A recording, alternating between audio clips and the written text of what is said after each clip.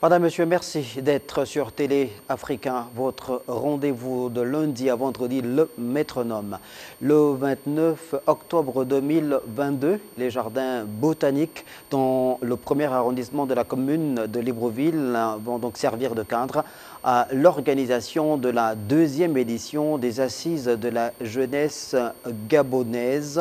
Un rendez-vous qui va réunir plus d'une centaine de jeunes entrepreneurs gabonais avec pas moins de 4000 invités qui vont donc mettre en relief des idées fortes sur l'apport de la jeunesse gabonaise dans le processus de l'accélération et de la transformation du Gabon. C'est le thème choisi donc pour l'organisation de cette deuxième édition des Assises de la jeunesse gabonaise. Et pour en parler dans le menu détail, je reçois dans ce numéro du métronome Léonel Nzebiyoge. Il est le président du comité d'organisation de cette deuxième édition des Assises de la jeunesse gabonaise. Monsieur Nzebiyoge, bonsoir. Bonsoir, monsieur. Merci d'avoir accepté l'invitation de Télé Africa pour que nous discutions donc de ces Assises de la jeunesse gabonaise dans leur seconde séquence, parce que la première édition avait été organisée en 2019. Effectivement. Nous vous remercions d'abord de nous avoir fait l'honneur de nous inviter sur ce plateau pour nous donner l'occasion de nous exprimer sur l'organisation de ces grandes assises de la jeunesse. Alors effectivement, les grandes assises auront lieu au Jardin botanique le 29 octobre à partir de 8 h. Donc il s'agira pour nous de rassembler la jeunesse, fédérer la jeunesse autour des valeurs républicaines, autour d'un certain nombre de choses qui favorisera leur épanouissement dans notre pays. Alors, ces assises pour leur deuxième édition sont organisées par l'incubateur Wabuna, qui est donc un incubateur entrepreneurial, organisé donc par l'incubateur entrepreneurial Wabuna et l'association Le Réel, c'est bien ça? C'est bien ça. Il faut dire que c'est Wabuna, qui est un incubateur, qui est une association, et Le Réel, qui organise ces grandes assises de la jeunesse gabonaise. Donc le but pour ces deux entités, c'est de créer un fichier national des associations crédibles qui posent des réelles actions sur le terrain et créer une synergie républicaine pour qu'ensemble, parce que nous savons que c'est ensemble que nous sommes plus forts, pour qu'ensemble nous puissions poser ces actions-là de manière collective afin qu'elles aient un impact réel sur les populations gabonaises, particulièrement la jeunesse. Alors, avant d'aller dans le détail de la thématique même qui va sous-tendre les travaux que vous allez donc tenir au Jardin botanique le 29 octobre prochain, donc à Libreville. Revenons rapidement sur la première édition, celle organisée en 2019. Peut-on parler d'acquis? Vous m'aviez dit dans la coulisse, lorsque nous préparions cette émission, que ces assises ont été stoppées net dans leur élan par la pandémie liée à la Covid-19. Donc pendant 2 ans, il y a eu cette espèce d'intermède. Mais déjà, en 2019, il y a eu un acquis, la création d'une plateforme qui réunit plusieurs jeunes entrepreneurs gabonais. C'est bien ça? Oui, au niveau de l'incubateur Wabuna, il y a une plateforme qui a été créée qu'on appelle le fichier des entrepreneurs. C'est le fichier des entrepreneurs qui a été créé lors de la première édition de ces assises et qui permet à ces jeunes entrepreneurs gabonais de faire une sorte de réseautage. Alors je vais vous expliquer pratiquement. C'est en fait, si vous avez une entreprise qui fait de la communication digitale et qui reçoit une offre dans la logistique ou un secteur qu'une autre entreprise du réseau peut avoir, au lieu de décliner l'offre, elle le transfère directement à cette entreprise. Et je crois que jusqu'à maintenant, ça marche. Et les responsables de Wabuna pourront vous donner plus de précisions sur ça dans les prochaines émissions qui seront dédiées particulièrement à l'entrepreneuriat. D'accord. Alors, la thématique de cette deuxième édition met en relief l'apport de la jeunesse dans le processus de l'accélération de la transformation du Gabon. On voit bien qu'il y a un souci de la part des organisateurs de coller à l'actualité, mais surtout de coller aux exigences des gouvernants qui ont mis en relief le PAT, le plan d'accélération de la transformation du Gabon. Pourquoi avoir justement mis en relief cette thématique-là? Pourquoi avoir fait le lien? En réalité, il n'y a pas un lien réel. Ce sont des mots, Ce sont des mots et puis après, nous ne pouvons pas aller à contresens de ce qui se fait dans notre pays. Nous ne pouvons pas aller à contresens. C'est vrai que la transformation de notre pays est un mot qui est souvent employé au plus haut niveau de l'État et nous l'apprécions. Nous sommes en plein dans cette démarche. C'est pourquoi nous avons choisi notre thème, l'apport de la jeunesse dans le processus d'accélération de la transformation de notre pays. En fait, ça s'identifie, ça se caractérise, j'allais dire, par un certain nombre de thèmes que nous avons, c'est le thème général, un certain nombre de sous-thèmes. Il y a l'éducation, la formation professionnelle, il y a l'entrepreneuriat, l'employabilité, il y a la politique et l'association, il y a la santé, il y a l'environnement, sécurité publique, et l'agriculture et la pisciculture. Donc nous avons choisi ces sous-thèmes-là parce que nous estimons que ce sont des thèmes où les jeunes peuvent réellement se valoriser, peuvent essayer d'avoir certains rudiments pour gagner leur vie au quotidien sans pour autant forcément attendre de l'aide de qui que ce soit. Et voilà. Alors, on va évidemment à la lumière des sous-thèmes qui sous-tendent donc les travaux de cette deuxième édition des Assises de la jeunesse consacrée donc à l'apport des jeunes dans le processus de la transformation égrener donc ces différents sous-thèmes pour essayer d'en extraire la pertinence même.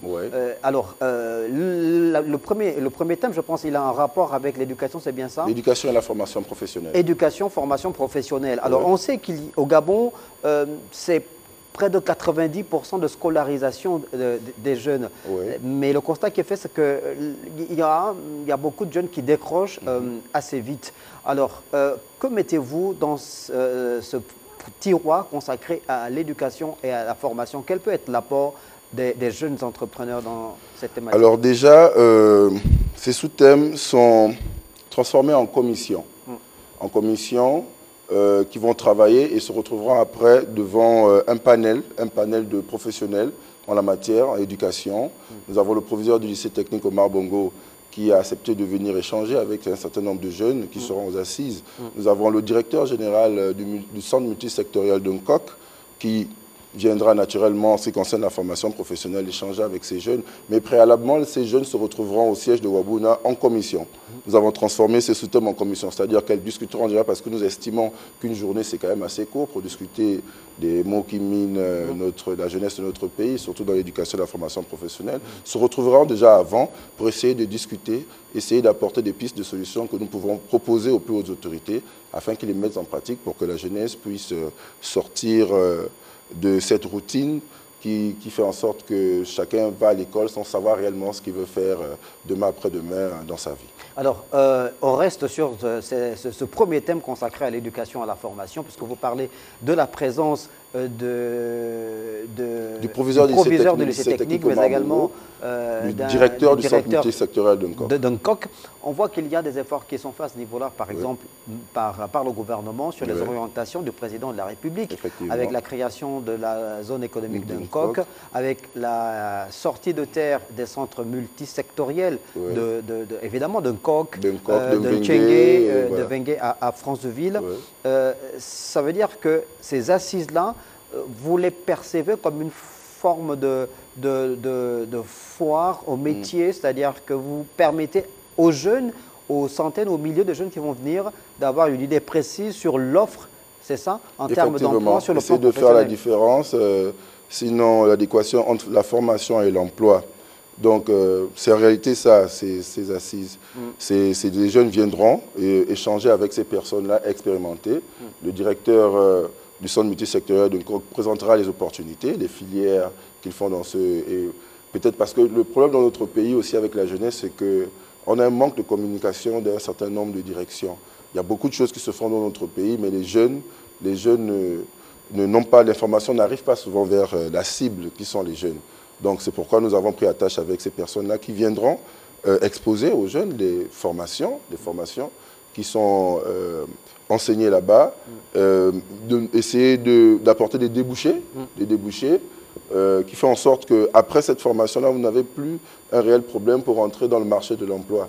Parce que ce sont des formations qui sont en vogue aujourd'hui et c'est des métiers dont le pays a besoin pour se développer en général. Parce que ce n'est pas seulement dans les bureaux ou dans des plateformes un peu plus restreintes que nous développons le pays. C'est vrai, c'est important de concepter, mais également il faut mettre en pratique ce que nous conceptons. Donc c'est ça en réalité. Alors, après l'éducation, la formation et l'emploi, il y a d'autres thématiques évidemment, celles qui ont un lien avec la santé. Oui, la santé. Nous avons pris attache avec un certain nombre de professionnels de santé, venir également faire le même processus, échanger avec les jeunes, qui se retrouveront en commission. Naturellement, toutes les commissions se retrouveront d'abord avant le jour même des assises. Donc nous avons pris, comme je disais, attache avec un certain nombre de professionnels de santé pour venir exposer réellement la vision un peu de la santé dans notre pays. Quels débouchés les jeunes pourront réellement avoir en choisissant la pharmacie, en choisissant tout ce qu'il y a comme de médical dans notre pays. Est-ce qu'ils peuvent réellement gagner leur vie en étant infirmiers, en étant, comment dire, en tout cas tous les métiers qui ont attrait à la santé, d'accord? Les professionnels de santé seront un peu plus précis sur ce thème-là.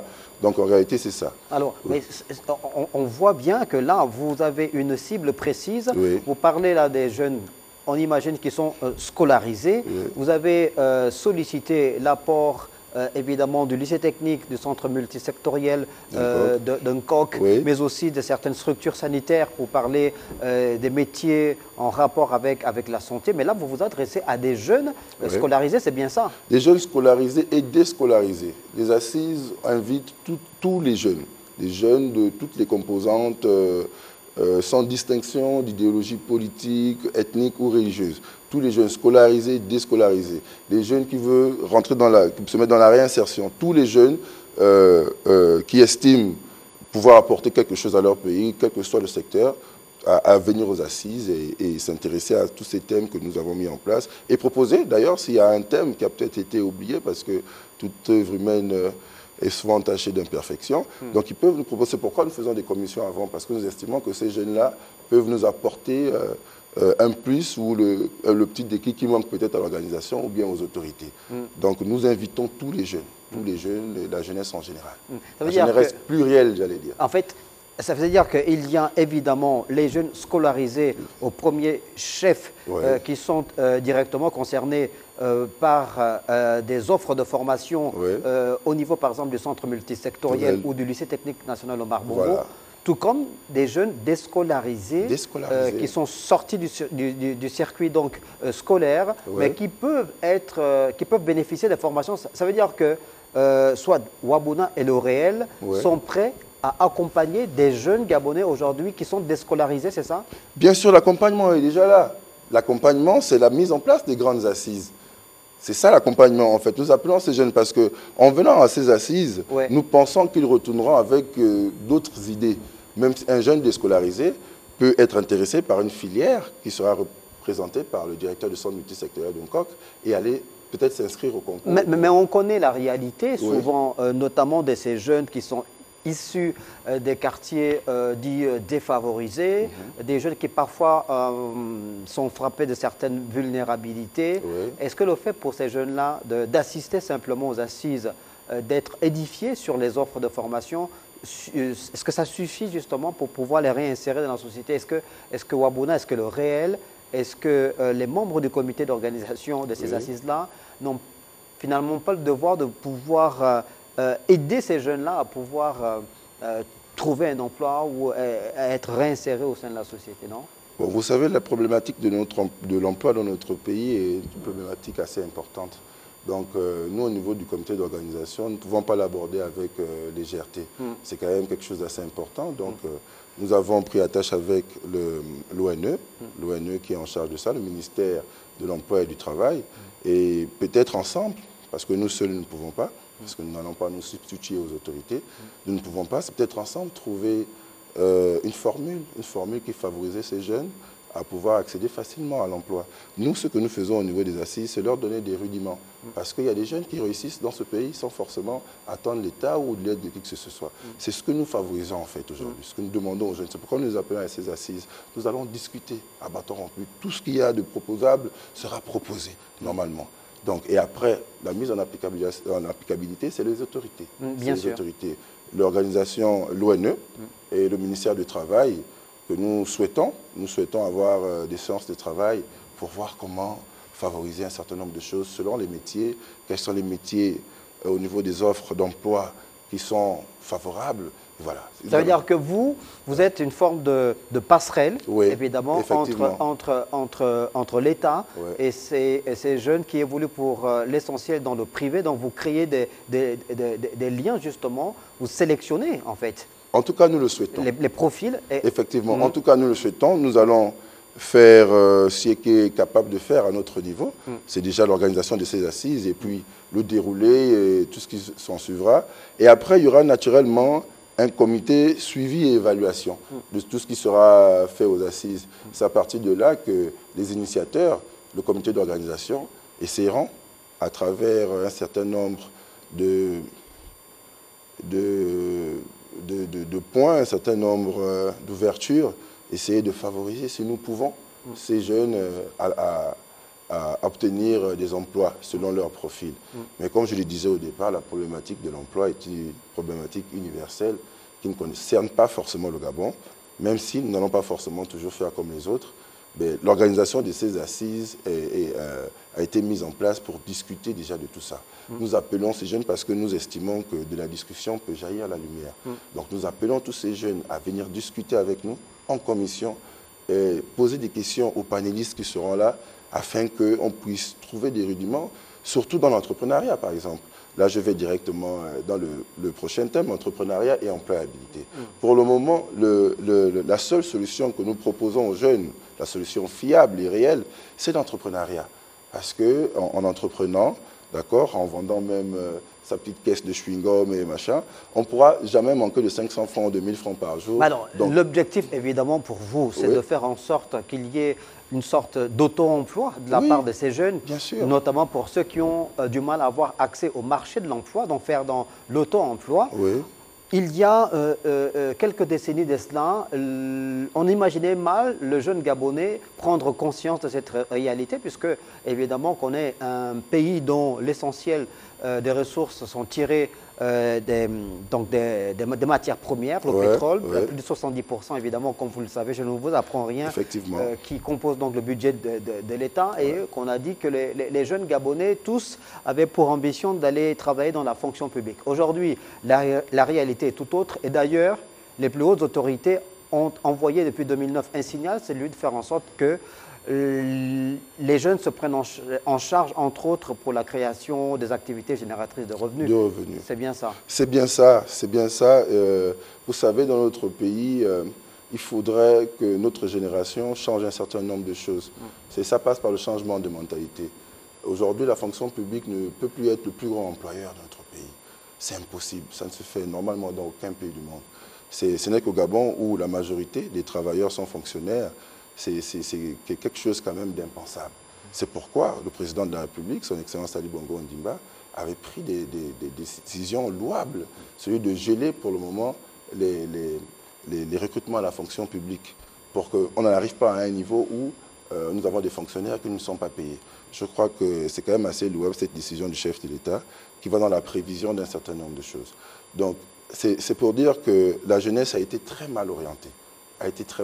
Aujourd'hui, le jeune Gabonais, avec l'éducation que nous avons reçue, se voit aussi important en ayant une veste, une chemise, une cravate, dans un bureau, même s'il touche 300 000 francs chaque fin de mois.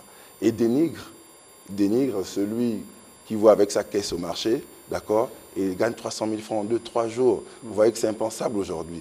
Le marché Mombo était là, vous allez remarquer que la plupart des places, 90%, sinon 97% des places, sont utilisées par les étrangers. C'est impensable. Alors justement, pour ne prendre que cet exemple-là, comment expliquer justement cette situation?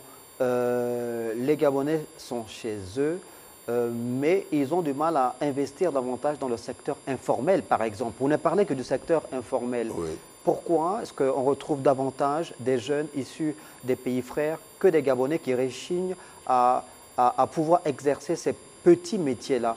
Mais parce que des amis et frères des pays frères ont compris qu'il y a de l'argent dans ces secteurs-là.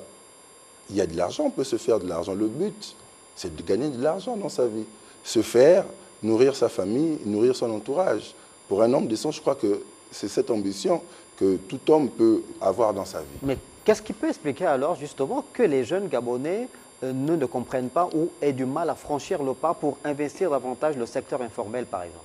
Mais parce qu'ils ont reçu peut-être d'autres formations et ce secteur-là n'a pas été présenté à eux comme un secteur porteur. En réalité, c'est ça. Aujourd'hui, même dans nos familles, vous voyez, je vais parler un peu terre à terre comme au quartier, vous avez vos parents et tu sors de la maison tous les matins, d'accord? Si tu vas au marché vendre quelque chose ou quoi que ce soit, tu n'es pas vraiment considéré. C'est un problème profond. Même si tu ramènes de l'argent. Aujourd'hui, ça commence à changer, mais nous avons été élevés comme ça. Celui qui porte la veste, voilà, il va dans un bureau, même s'il est stagiaire, à raison de 150, 100, voilà. Quand il vient à la maison, il est respecté. Vous pensez que c'est un problème de culture? C'est un problème de culture, c'est dans nos mœurs. C'est pourquoi nous disons que cette génération doit repenser les choses. Ça commence par le changement de mentalité. Se dire que sa vie, on ne la gagne pas forcément au bureau. On peut entreprendre. Il y a le digital, et là, je vais directement aussi. Non, non, on abordera la question. C'était pour aborder l'entrepreneuriat. Donc, il y a un certain nombre de choses qui favorisent l'épanouissement de la jeunesse aujourd'hui. Que la jeunesse s'engage, se prenne au sérieux. D'accord? On parle beaucoup dans nos coins qu'on aime bien, qu'on appelle les bars. On parle beaucoup. Mais voilà une plateforme, les assises. Voilà une plateforme. Quand on va au bar pour discuter avec les autres, on n'a pas forcément l'appel de qui que ce soit. Alors, ça veut dire que pour cette deuxième édition des assises de la jeunesse gabonaise, vous allez donner les clés, les outils, en fait, qui doivent permettre à un jeune Gabonais de pouvoir s'auto-réaliser. S'épanouir, effectivement. Effectivement. Et c'est pourquoi un certain nombre de panélistes sont des exemples dans ces secteurs-là. C'est pourquoi nous les avons invités à échanger avec la jeunesse, pour que le débat soit franc, l'échange soit franc. Écoutez, moi j'ai fait comme ci, j'ai fait comme ça, et c'est par rapport à ça que j'ai réussi aujourd'hui. Voilà. Donc si vous regardez les panélistes, la plupart ont cette particularité-là d'avoir réussi, sinon presque réussi, dans le secteur qu'ils ont choisi. D'accord. Voilà. Bon, moi je fais toujours l'espèce de distinguo entre les deux catégories des jeunes scolarisés, même très bien scolarisés.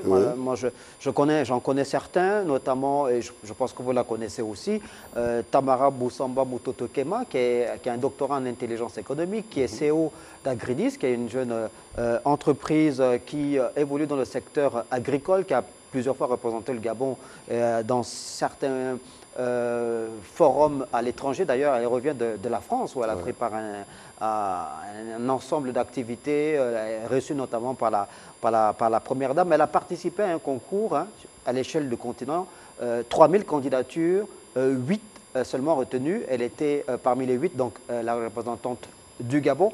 Mais il y a des jeunes comme elle, comme Tamara Boussamba Mutotokema, par exemple, qui ne bénéficient pas toujours de l'appui du concours de l'État. Il y a beaucoup de jeunes qui disent qu'ils ont des idées, ils ont même créé des entreprises, mais ils n'ont pas le soutien nécessaire de la part de l'État. Mais vous me dites bien qu'elle a été reçue... non, à l'Élysée, pas ici. À l'Élysée. Ah, ok, à l'Élysée. Ah, d'accord. avec cette autre femme africaine, voilà. C'est tous ces problèmes-là que nous discutons aux assises. C'est tous ces problèmes-là que nous allons discuter aux assises. Ce serait bien de rentrer en contact avec cette dame pour qu'elle puisse apporter aussi son expérience à ces jeunes-là. Bon, maintenant, je crois qu'elle a dû engager des démarches. Elle a dû engager des démarches pour rencontrer normalement les autorités de notre pays, parce que je crois que c'est comme ça que ça se passe. Je crois que c'est comme ça que ça se passe, ce n'est pas directement les autorités. Bon, encore que ça dépend. En fait, le problème qu'évoquent certains jeunes entrepreneurs gabonais, c'est qu'on a créé des incubateurs. C'est une formidable idée, évidemment. Mais après, il n'y a pas eu de suivi en tant que tel. En fait, on peut compter le nombre de jeunes entrepreneurs gabonais formés dans ces incubateurs qui aujourd'hui existent encore et ont une activité rentable, en fait. Oui, écoutez, dans des pays un peu plus développés, les entrepreneurs ne sont pas forcément accompagnés par l'État. Ne sont pas forcément accompagnés par l'État. Mais au moins créer les conditions autour qui permettent à ces jeunes entrepreneurs de pouvoir exercer. Les conditions, je crois que l'État l'a créé en créant l'ANPI, en créant un certain nombre d'incubateurs. Je crois que les jeunes doivent aussi aller vers l'information. Il y a beaucoup de choses qui se font dans ce pays. Il y a beaucoup de choses qui se font. Je crois que les jeunes aillent vers souvent l'information.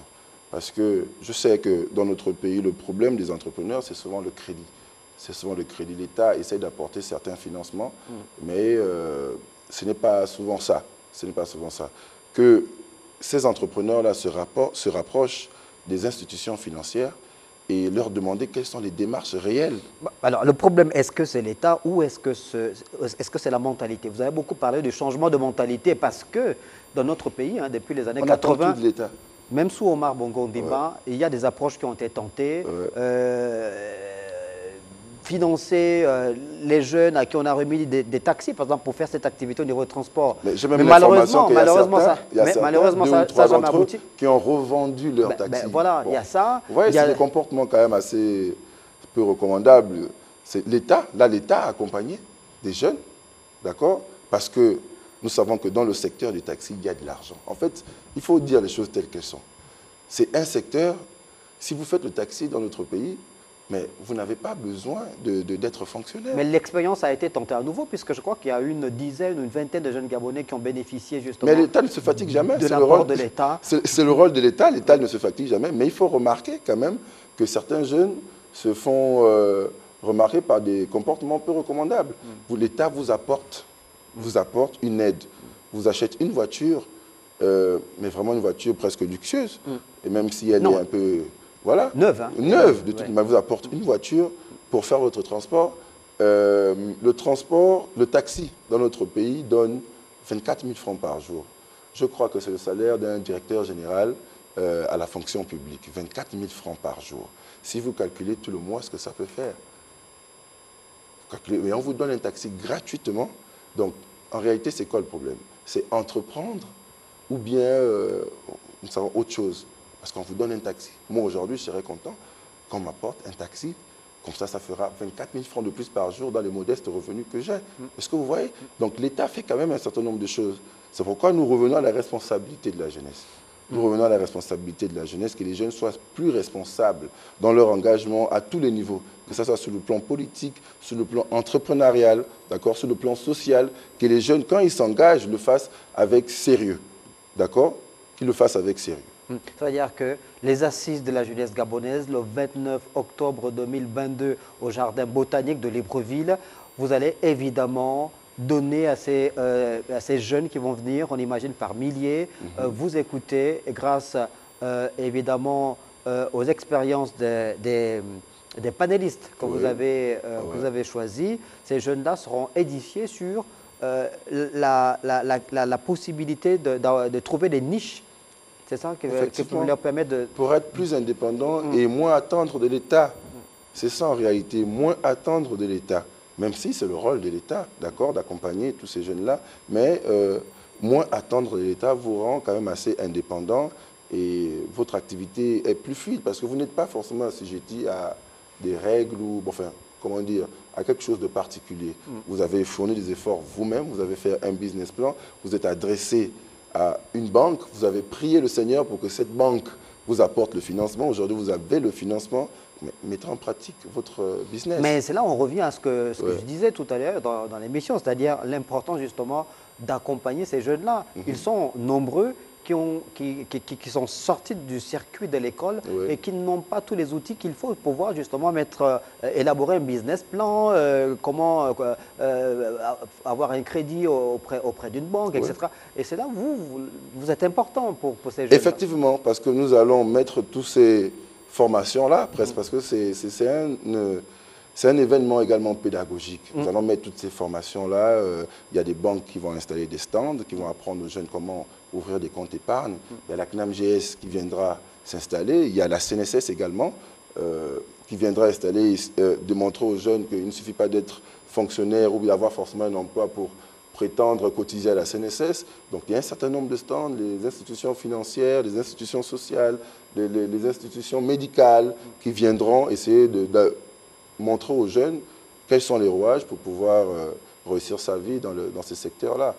Alors, il y a évidemment dans cette approche qui consiste à pouvoir être au chevet de la jeunesse gabonaise, qui représente quand même près de 70% de la population au Gabon, les jeunes, l'apport des organismes internationaux, notamment l'UNESCO qui accompagne le Gabon dans l'élaboration des différentes politiques qui permettraient à l'État gabonais de faire en sorte que les jeunes Gabonais ne soient pas décrochés, notamment au niveau du numérique, l'intelligence artificielle.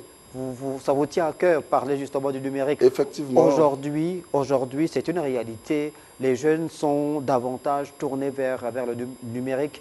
Les nouvelles technologies de l'information et de la communication ont considérablement transformé la compréhension du monde, nos habitudes de vie.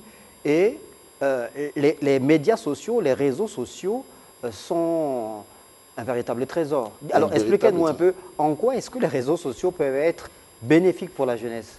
Écoutez, les réseaux sociaux peuvent être bénéfiques pour la jeunesse à partir du moment où tout le monde s'informe sur les réseaux sociaux.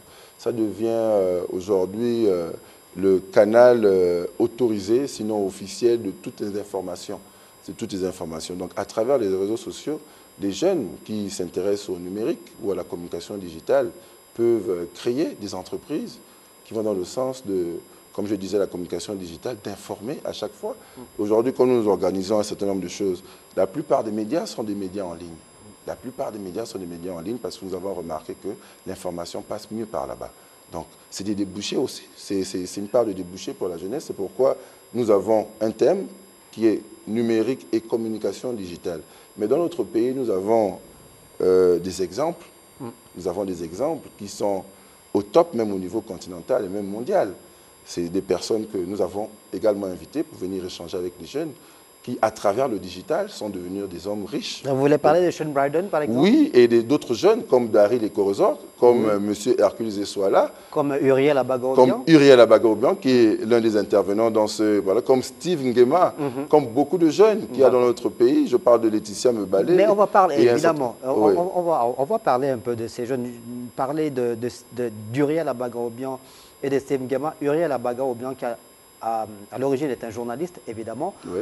On a découvert ces jeunes sur les antennes de Canal 7, ensuite Gabon 24. Oui. Il a eu, on va dire quoi, ce coup de folie qui l'ont donc emmené à... Il faut un peu de ça. Il faut toujours un peu de ça. À mettre en parenthèse la carrière de journaliste traditionnelle pour investir les réseaux sociaux. Les réseaux sociaux, aujourd'hui, les influenceurs web. L'un des influenceurs les plus importants, les plus suivis dans notre pays. Oui. Et ils ont réussi à mettre en place avec Darlene Harper, je crois, et Steve Ngema, sa bande de copains Joyeux Luron, à créer un concept qui marche très bien et qui est un exemple justement que les jeunes peuvent mettre en relief pour se faire de l'argent. Enfin, je ne vais pas faire de la publicité, mais c'est de ça dont il s'agit.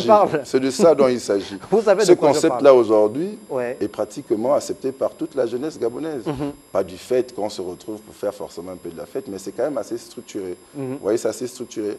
Ça ne fait pas trop de bruit inutilement, mais quand vous voyez sur les réseaux sociaux, c'est de la, je voudrais même dire de la fête organisée, d'accord? C'est des jeunes responsables qui se retrouvent pour faire la fête. Tous ils ont un concept du dimanche. C'est de ça dont il s'agit. C'est de ça dont il s'agit. Nous invitons les jeunes à ces assises pour échanger ce genre d'expérience. Exactement. Échanger ce genre d'expérience. Je connais particulièrement Harper, particulièrement Steve Ngema et Uriel Abaga que j'ai dédicace ici. Ils font un gros boulot. Et je dirais même qu'ils gagnent leur vie à travers ça. Exactement. Ils gagnent leur vie à travers ça. Ils n'ont rien à attendre de l'État ou de qui que ce soit. Ils se sont organisés avec des petits moyens qu'ils ont, d'accord, pour réaliser ce chef-d'œuvre. Donc, puisque l'objectif, évidemment, de l'émission, surtout pour vous qui êtes le président du comité d'organisation, c'est d'avoir ce côté pédagogue pour que les téléspectateurs n'aient pas l'impression qu'on est en train de parler du sexe des anges. Donc, on va leur dire de quoi on parle exactement. On parle donc des jeunes Gabonais qui ont eu l'idée ingénieuse de créer un business à travers la création d'un concept, d'un lieu célèbre aujourd'hui dans le premier arrondissement de la commune de Libreville qui s'appelle, c'est un espace commercial, on va dire, qui s'appelle Entre nous bar et restaurant. Donc ça veut dire qu'ils ont réussi à donner une autre image à ce type d'espace dont on pense souvent que ce sont des espaces qui ne réunissent que des gens qui sont là pour la beuverie, la simple beuverie. Et là, on a bien la preuve que c'est bien le contraire. C'est bien le contraire? C'est bien le contraire. C'est absolument magnifique ce qu'ils font. Ce qu'ils font, c'est... Ils vivent... Uriel Abaga vient de Cocotier.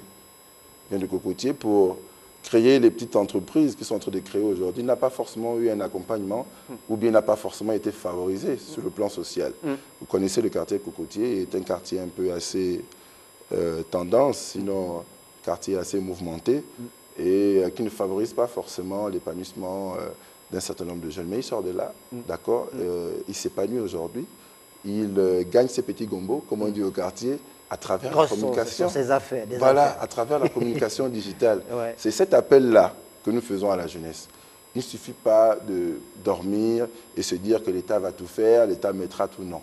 Si vous êtes comme ça, vous ne réussirez jamais. Vous verrez toujours ceux qui se lèvent tôt le matin, qui travaillent malgré les difficultés, réussir. Donc c'est ce message-là. Merci pour l'exemple de Entre nous bars, que je passe le salut, la dédicace ici aujourd'hui. Merci pour cet exemple parce que c'est de ça dont il s'agit. On appelle la jeunesse à se prendre en charge, à se prendre en main. Voilà. Alors, on fait le lien entre cet espace commercial qui a réussi à créer le lien, la passerelle entre ce monde de la nuit, plus ou moins, le côté noceur. Ah, avec la Covid, on a maintenant été habitué à faire des choses un peu de la nuit dans la journée. Oui, mais parce que, évidemment, et créer le lien aussi avec la culture, avec la culture, puisque c'est un espace qui a vu se produire plusieurs grosses pointures de la musique gabonaise. Et là, il y a un aspect lié justement à la réalisation sociale de la jeunesse à travers justement l'aspect culturel. C'est très important. Il y a davantage de jeunes aujourd'hui qui se revendiquent être des agitateurs culturels. Et là, je pense à quelqu'un qui est passé également par Télé Africa, Fabrice Bouindi, qui évolue également dans notre média, mais qui fait partie de ces jeunes agitateurs culturels. Et là, au niveau des assises de la jeunesse gabonaise consacrée justement à l'apport des jeunes dans le processus de transformation, d'accélération du Gabon, il y a un aspect lié à la culture. Effectivement, c'est un aspect qui est lié à la culture et l'art, qui est jumelé avec le sport, parce que c'est un peu comme ça que ça se passe dans notre pays.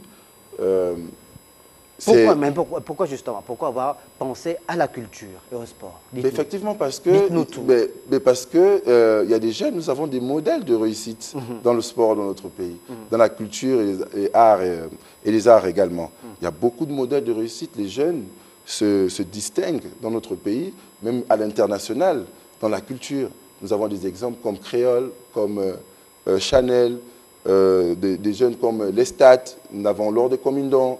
Il y a beaucoup de jeunes aujourd'hui qui se distinguent dans la culture. En ce qui concerne le sport, nous avons Pierre-Emerick Aubameyang, qui est l'un des meilleurs joueurs du monde. Oui, mais ça, ce sont des jeunes, pour parler de Pierre-Emerick Aubameyang, qui s'est réalisé, on va dire, quasiment de lui-même, grâce à l'apport de son papa, qui a été un ancien international lui-même, ancien professionnel. Bien sûr. Vous parlez de Chanel.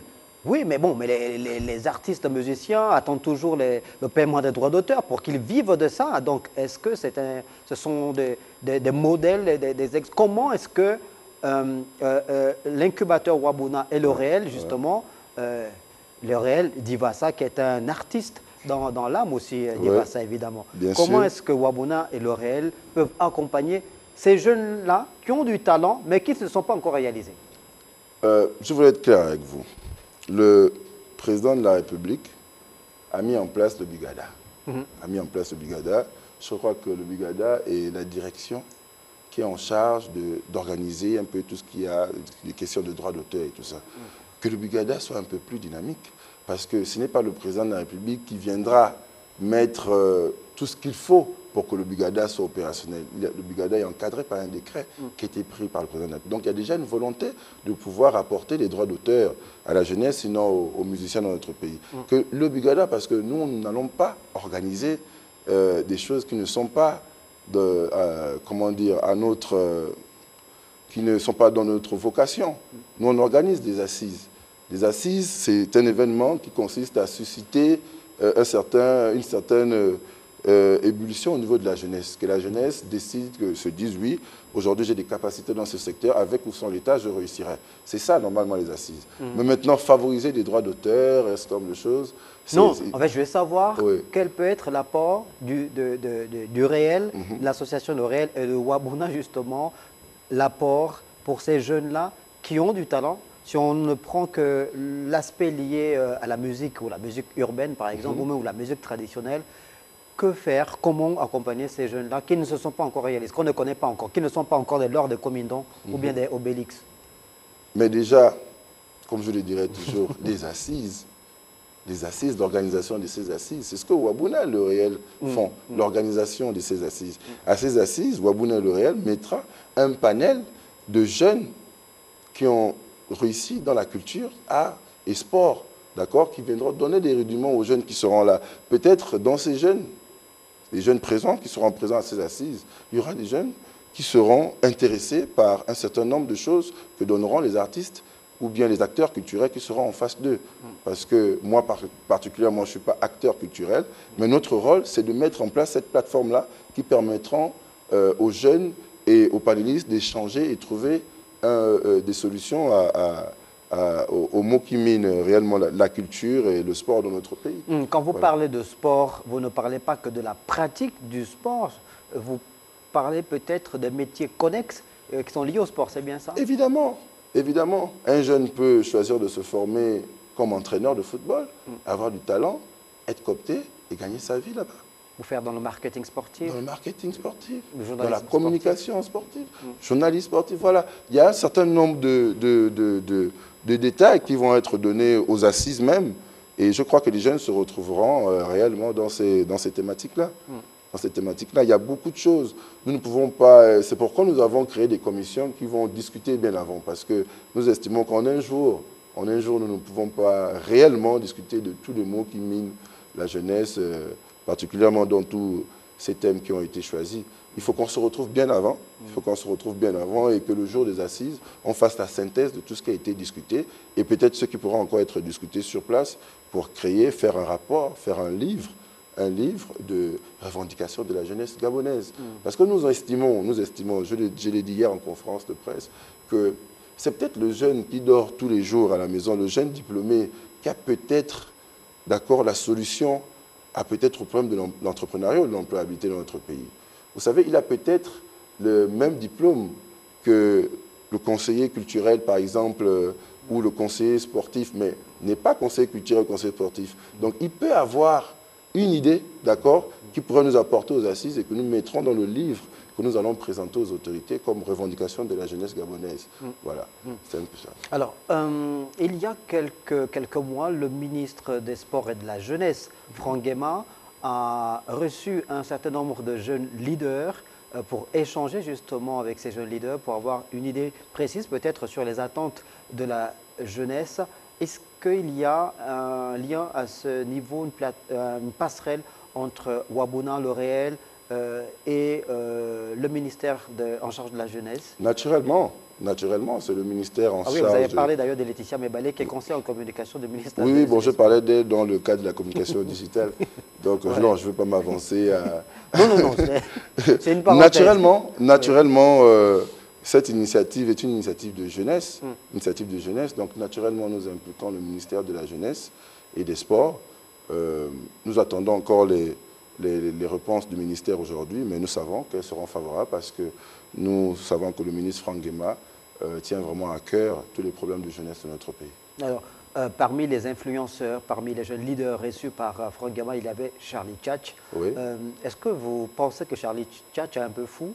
Ou vous pensez que c'est un iconoclaste ou qu'il a compris, évidemment, puisque Charlie Tchatch n'hésite pas à casser les codes. Ouais. On a vu lancer des concepts comme celui de la vente de parapluies. On l'a vu même sous la pluie à Rio, en train de passer des heures à vendre des parapluies ou assis sur une chaise à un arrêt de bus au niveau de Seine-Marie. C'est ça, c'est tout ça, les fameuses niches, évidemment. Effectivement.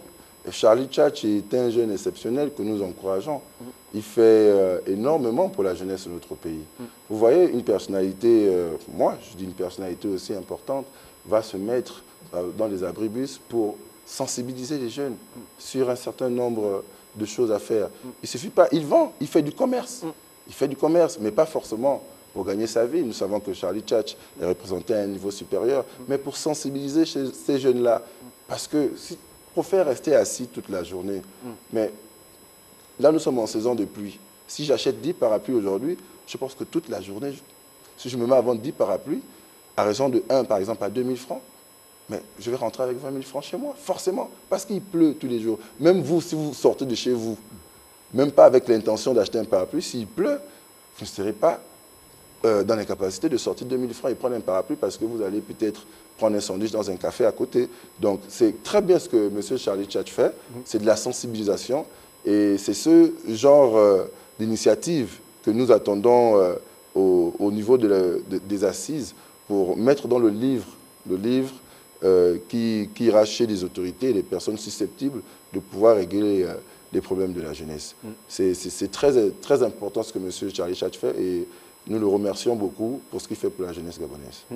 Alors, peut-être revenir sur les principaux temps forts de ces assises-là qui seront organisées le 29 octobre prochain au Jardin botanique.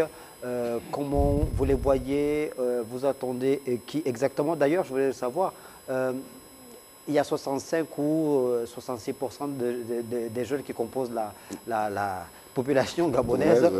Alors, ces assises-là, est-ce qu'elles concernent que les jeunes de Libreville ou du Grand Libreville ou il y a des jeunes qui viendront de province?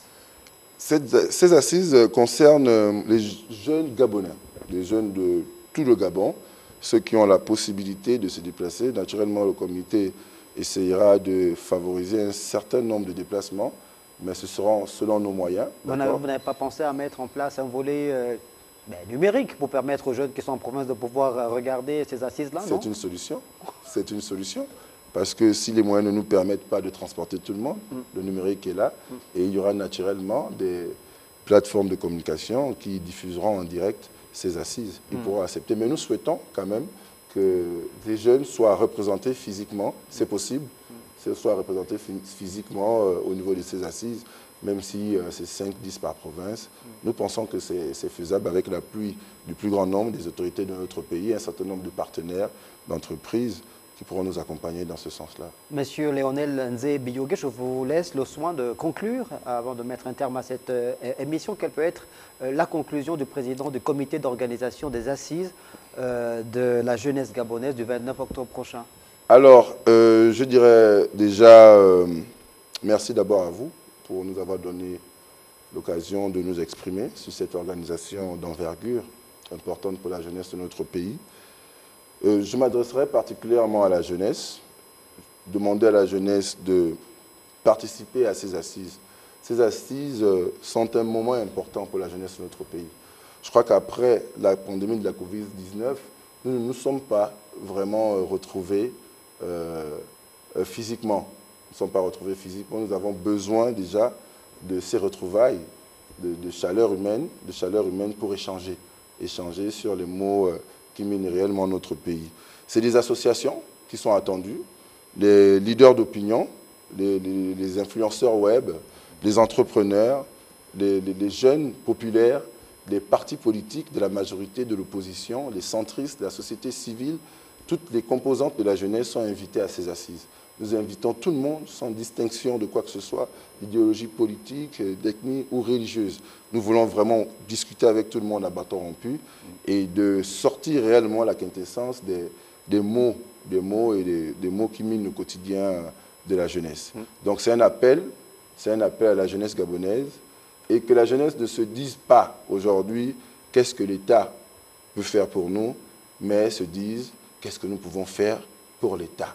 Parce qu'il n'y a que comme ça que notre pays connaîtra un développement certain. Je vous remercie. Léonel Nzé Biyogué, Oui. merci d'avoir accepté l'invitation de notre émission Le Métronome. Je rappelle que vous êtes donc le président du comité d'organisation de la 2e édition des Assises de la jeunesse gabonaise, dont la thématique cette année 2022 est l'apport de la jeunesse dans le processus de l'accélération de la transformation du Gabon. Merci de nous avoir regardés. Bonne suite des programmes sur votre chaîne.